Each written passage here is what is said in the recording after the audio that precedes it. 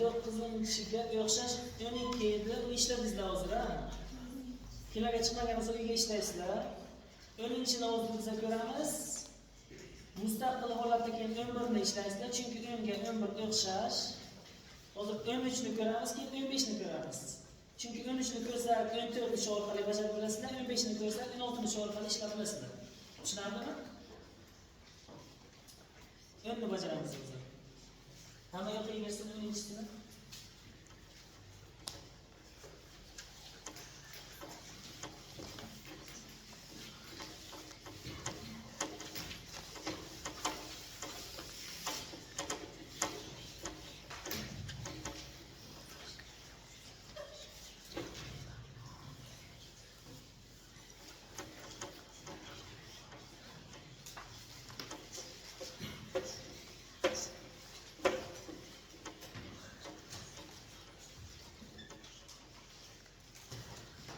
Bizdan mis-sulfatni eruvchanligini berib, mis-sulfatga berilgan 5 ta suvni eruvchanligini so'ragan. Biz ardagi mana shu formulani mana bunday tarzda yozib qo'yamiz. Va keyindan ertani yozamiz. Nechi degan? 32. Demak, keyindan ertan 132 bo'ladi. 100 gram suvga 32 gram sulfat eridi deganda bu. Tushunarlimi? Ana endi eruvchanligini so'ragan mis-sulfatnimi yoki mis-sulfatga berilgan 5 ta suvnimi? Mis-sulfatga berilgan 5 ta suvni. Shunaqami? Kirsalar beradi ya'ni. Ana bu yoqda mis-sulfat 32 degan, lekin 32 ni qo'ymaymiz. Mis-sulfatga berilgan 5 ta suvni eruvchanligini so'ragani uchun biz mis-SO4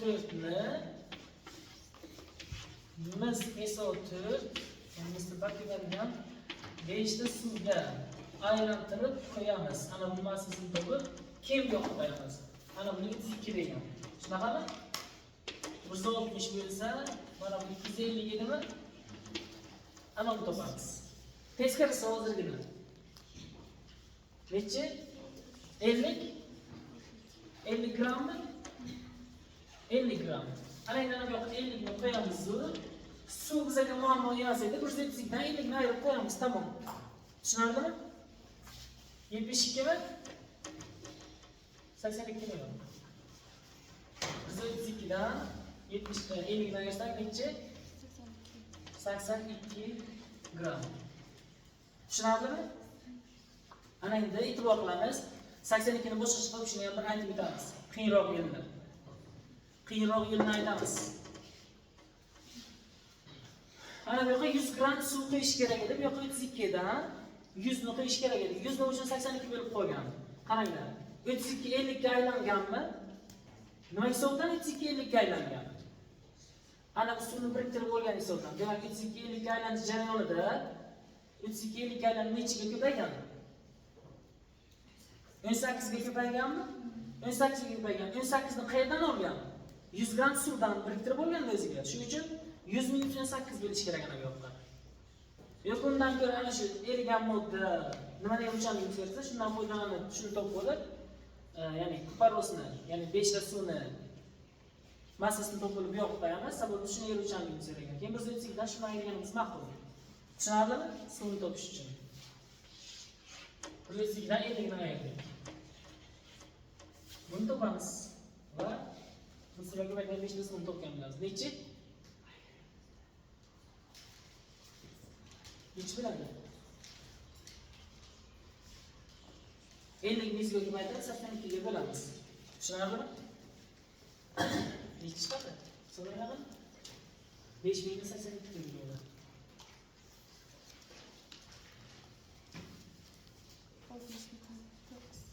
Ha? 5 qancha aytasiz yana? Hech kim hisoblamayapti buni.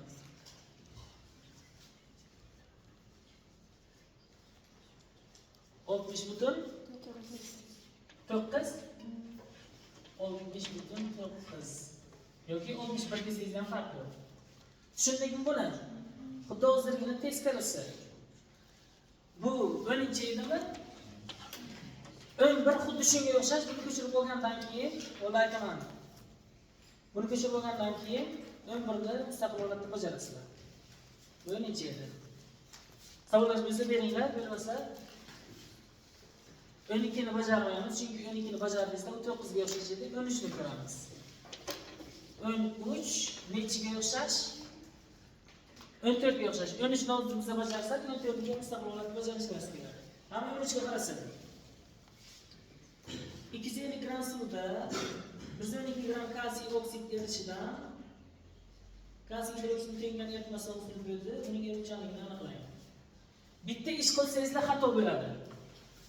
Hozir erituvchanlikni so'ragana, erituvchanlik. Necha gram suv degan?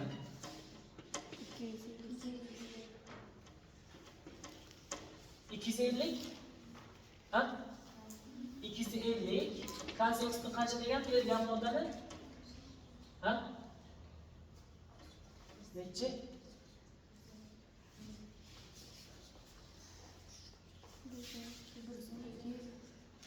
112 degan-ku. Kim shuni aytish? 112 gram erigan modda 250 gram suv deb ishlasangizlar bu xato bo'ladi.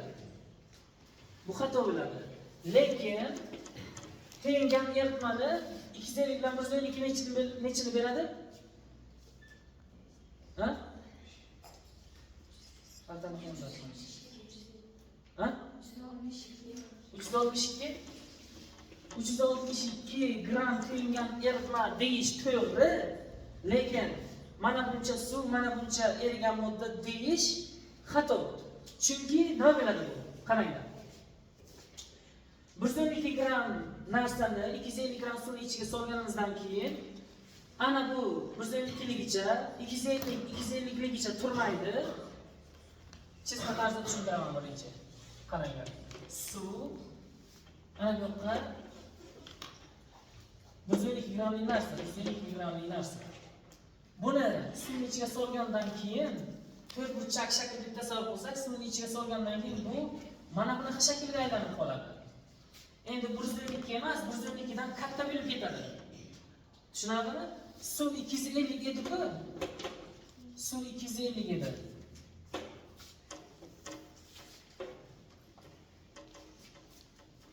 Suv 250 edi.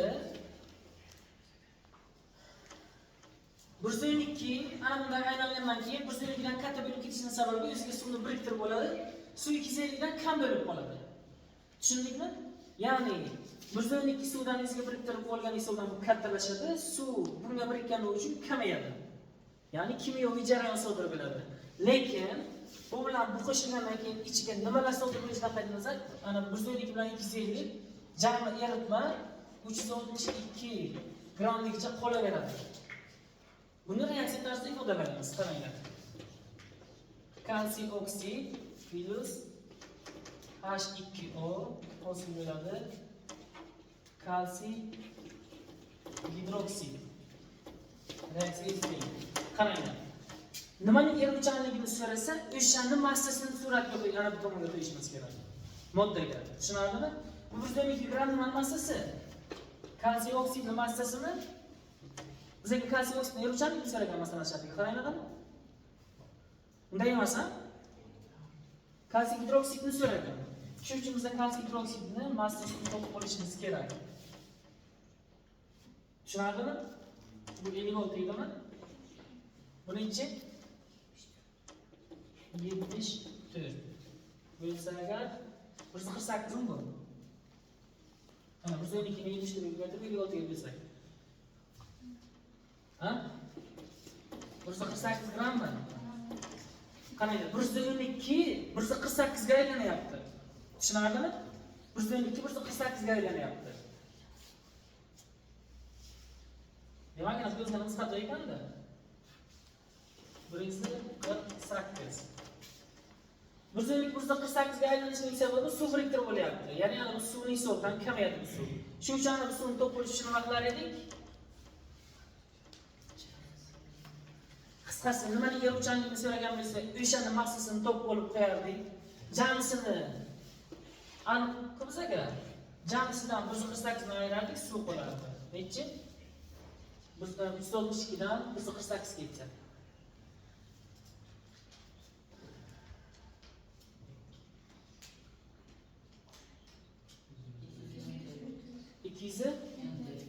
Aniqmi? 214 gram. Shunami? Yoki 214 boshqa topishga yo'l bor. Qarang, 102 148 bo'lish uchun massasi qancha ko'paygan? 40. 36 grammgami? 36 gramga ko'payganmi? Demak 36 gram suvni biriktirib olgan. 250 suv bor edi, 250 dan 36 ga o'ziga biriktirib olgan. 250 dan 36 ketsa nechi? 214 yoki bundan eslagan 214. Undan ko'ra shu qulay. Nima nega o'lchamlikni so'raganmiz? O'shaning massasini mana bunday to'pib, jamisidan buni ayirish qulay. Suvni topish uchun. Jamisi masalan shartiga qarab sonlarni shunday qo'shib qo'ysangiz, jamisi bo'ladi shu. Tushunarlimi? Tamam, mana shu o'lchamlikni so'ragan edim. Bunga ko'paytirib bunga beramiz. Nechi? Nechi chiqadi? Ko'chirishga vaqt beraman. Ko'chirmanglar, artaqamda yo'q. Toshki sekin bo'lsin. Nechi bo'ladi? Ha? 69 butun? 69 butun birmi? Demak, 69 butun bir chiqishi mumkin. Xato bo'lishi mumkin, qaytib hisoblaysizlar. Balki shudir. Tushundingizmi? Ya'ni 112 ga 250 suv qo'shilyapti. Shu uchun 112 ga 250 ni qo'shib 362 deysizlar. Keyin 362 dan erigan moddani ayirasizlar. Erigan modda. Qaranglar. Suvda eriyotgan modda 112. Endi 112 suvni ichiga 112 ichiga tura olmaydi. Ana bunga aylanadi. Ya'ni reaksiya sodir bo'ladi. Mana 148 bo'lib qoladi. Keyin 148 deysizlar, bundan 148 deysizlar suv. Yuziga qancha desangizlar, eruvchanlik chiqadi. Tushunarlimi? 148 ni nima uchun topganmiz o'zi? Kalsiy gidroksid massasini nima uchun topganmiz? Ha, nimaning eruvchanligini so'raganmizda, o'shaning massasini topib olishimiz kerak. Mana shu uchun. Tushunarlimi? Mana jarayon. Bu bilan qo'shilsa 162 bo'laveradi. Faqat 112 boshqa narsaga aylanib qoladi. Ya'ni 148 ga aylanib qolyapti. Ko'rdingizmi?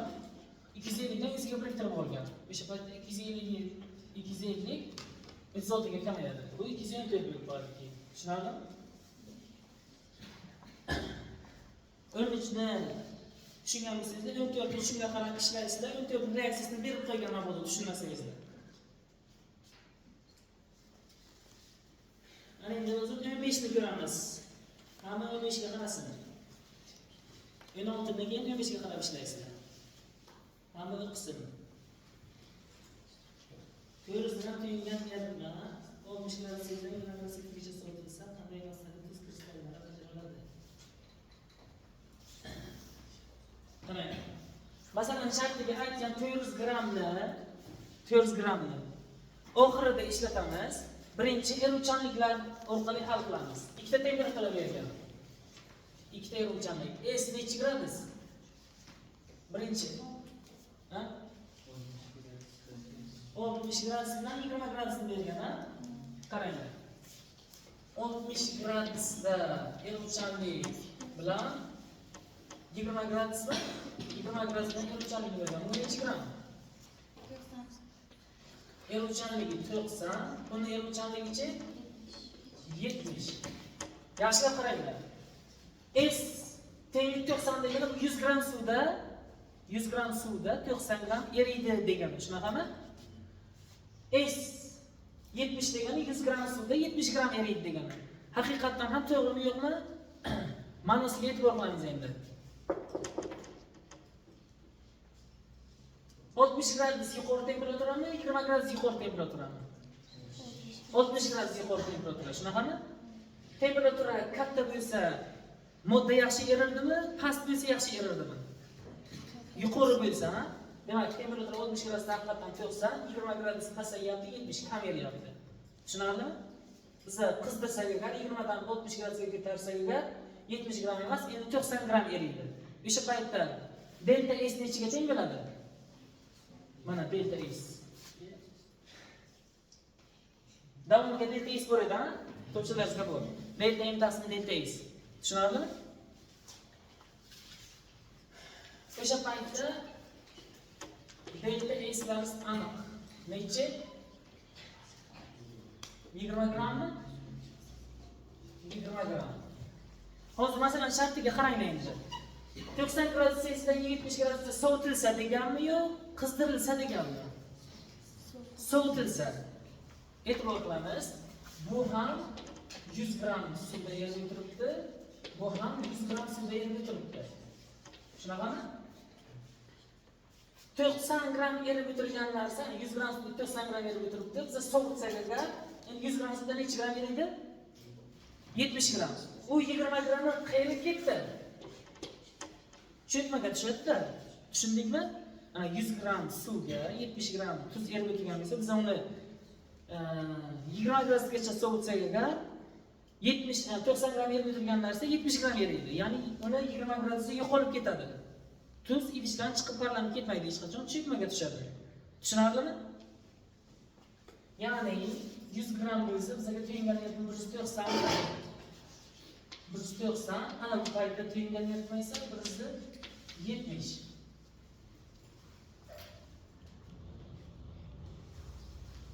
Demak, 190 gramli tuyingan eritma 170 gramga aylanib qoladimi? 190 170 ga aylanib qoladi. Nima hisobdan? Eritma sovilgani, ya'ni 20 gram tuz cho'kmaga tushishi hisobdan. Tushunarlimi? Endi formulaga qo'yamiz. 400 gram tuyingan eritma 90 gradusdan 20 gradusga sovitilganmi? 60 gradusdan 20 gradusga sovitilganmi? Demak, u 400 gram tuyingan eritma 60 gradusdagi eritmami asli 20 gradusdagimi? 60 gradusdagimi? Chunki 60 dan 400, 60 dan 20 ga sovitilgan. Tushunarlimi? Demak, 60 gradusdagi eritma 400. Shu uchun qaranglar.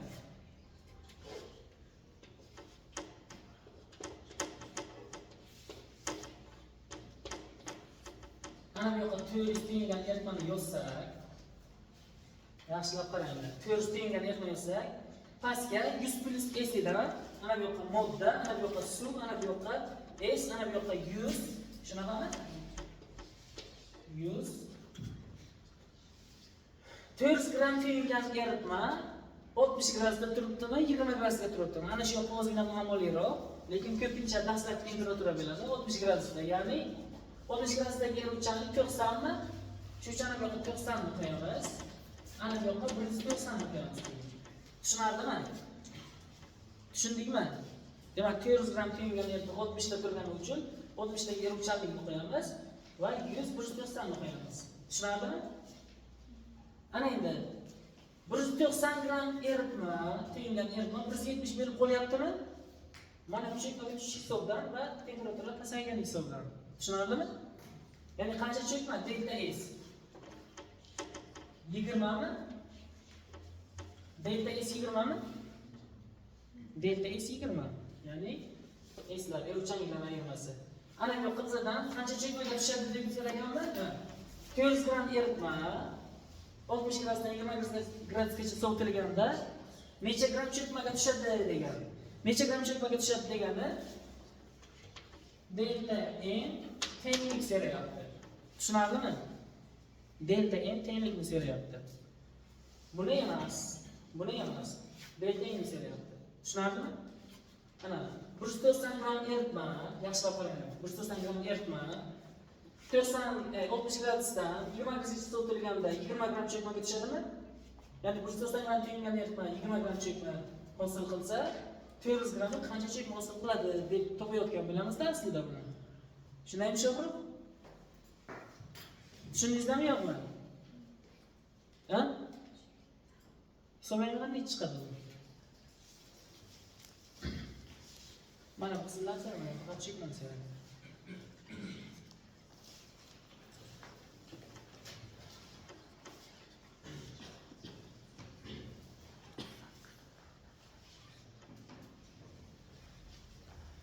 Qirq bilan 50 orasidagi sonmi?